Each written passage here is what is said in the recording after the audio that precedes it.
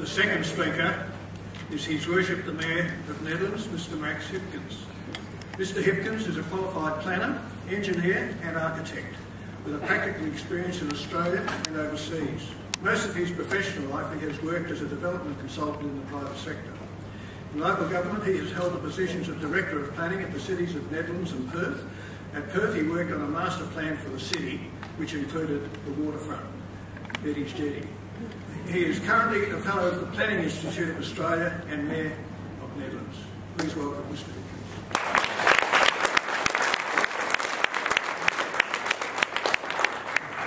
Thanks, Richard. I was expecting a button to press for the slides. How are we going to work those? Should I raise my hand or something like that? Okay. Can we have the first one, please?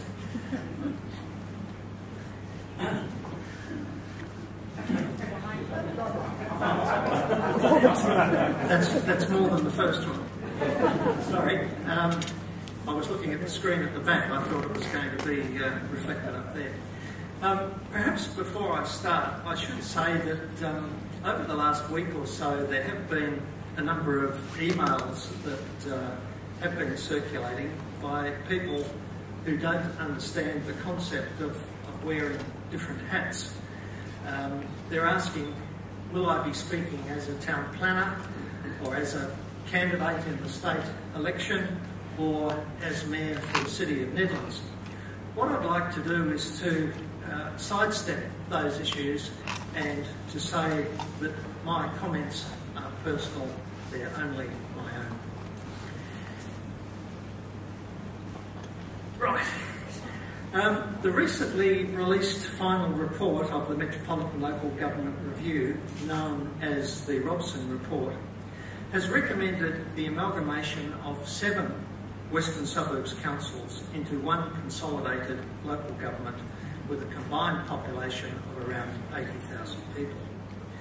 If this was to eventuate, it would result in the loss of identity of all communities involved. I would like to illustrate this by looking at just 2 of the affected cities, municipalities, Subiaco and Nedlands, which I know most about. Now, it would be possible to compare any other local governments within the Western Suburbs to the same effect. The locality of what is now the city of Subiaco was one of the earliest parts of the Western Suburbs to be settled. It was developed around the railway station and later along tram routes in Hay Street and Rockaby Road.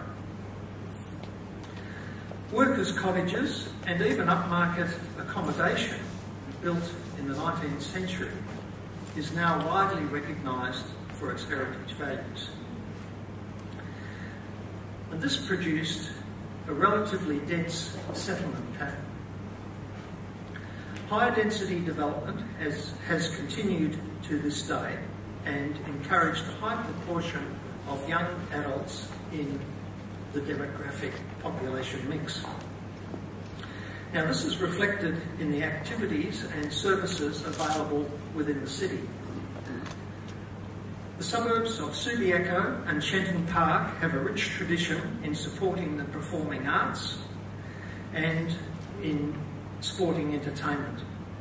Subiaco Oval is the home of WA football and a well-known landmark.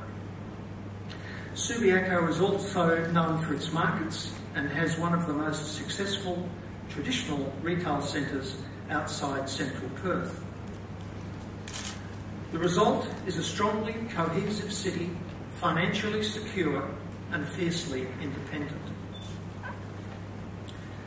The city of Nedlands is quite different.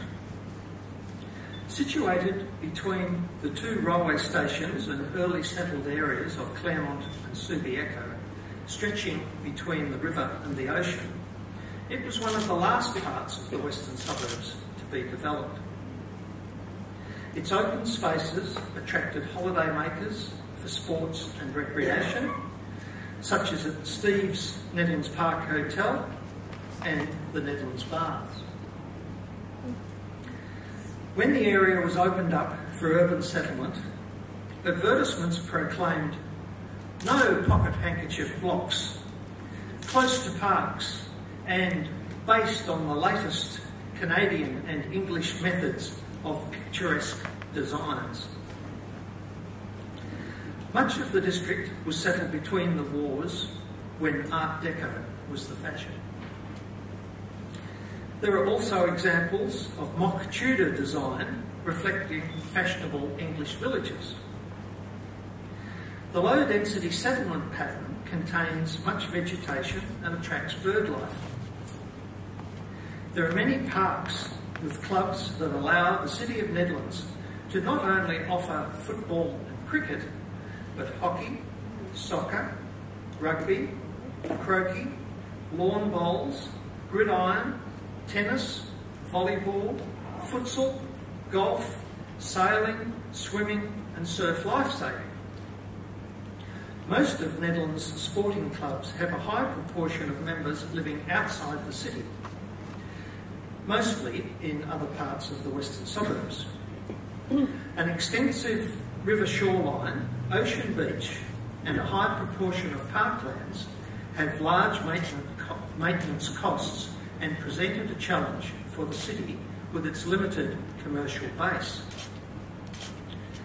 Divided by Stirling Highway and West Coast highways, the City of Nedlands comprises a series of distinct dormitory communities that value their family lifestyle, each with their own identity. From time to time, the city has explored merging with its neighbours, but has never convinced its potential partners, or even its own residents, of the advantages.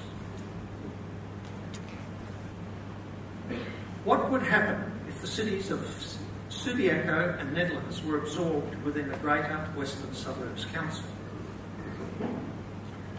The first thing that would happen would be that political representation would be reduced. Nedlands, with 12 elected members with a population of around 22,000, currently has one elected member per 8,600 odd people. Subiaco, with 12 elected members and a population of around 19,000, currently has one elected member for about 1,500 people. A Greater Western Suburbs Council with 12 elected members for a population of 80,000 would have one elected member for each 6,600 people. Now, that's assuming that there are 12 elected members plus a mayor. If, as Robson has recommended, there's only 9, then you're looking at one elected member for about 9,000 people. Now, with the 12 elected members plus a mayor, that means approximately only 3 members for Subiaco and 3 for Nedlands.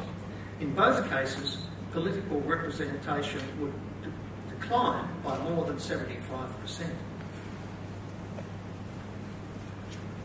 With such a heavy workload, councillors would have a full-time job looking after their constituents. And the recommendation by Robson is that they be paid accordingly, probably in excess of $100,000 each, which is a far cry from the small allowances that they receive now. This is the reality and counter to the argument that amalgamation would do away with many elected members and result in considerable savings. Of course, the same argument applies with doing away with duplicated senior staff. Those who remain will demand increased pay for increased responsibilities and probably also need deputies to cope with their increased workload. The second thing that would happen with large amalgamated councils is that the new legal entity would attract party politics. The new council would have a considerable budget to spend and lucrative contracts to award.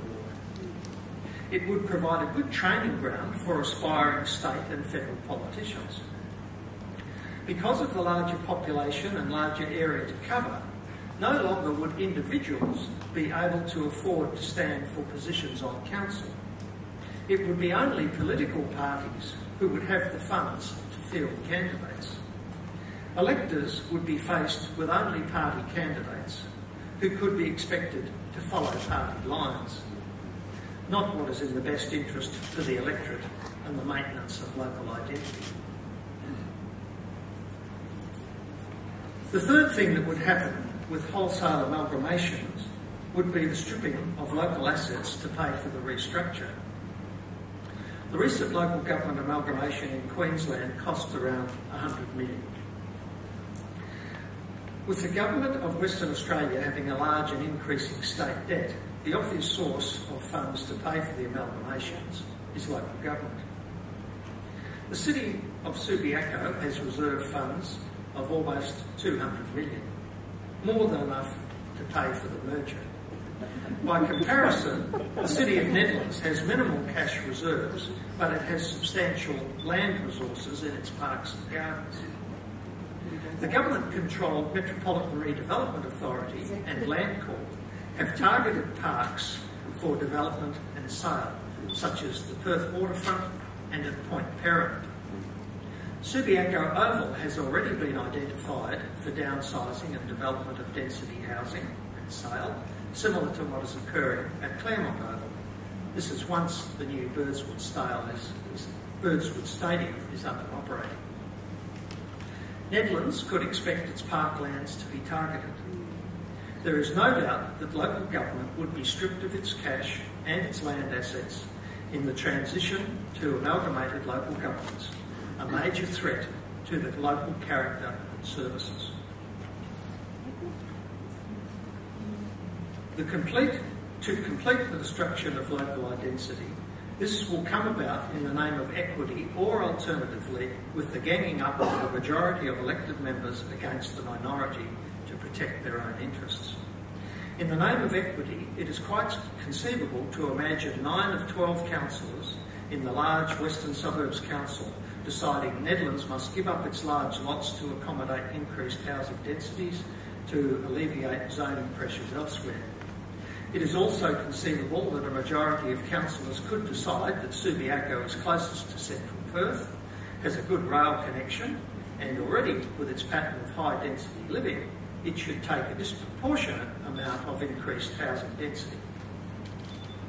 In the case of both Nedlands and Subiaco, the character and local identity would be irretrievably changed if these scenarios were to occur.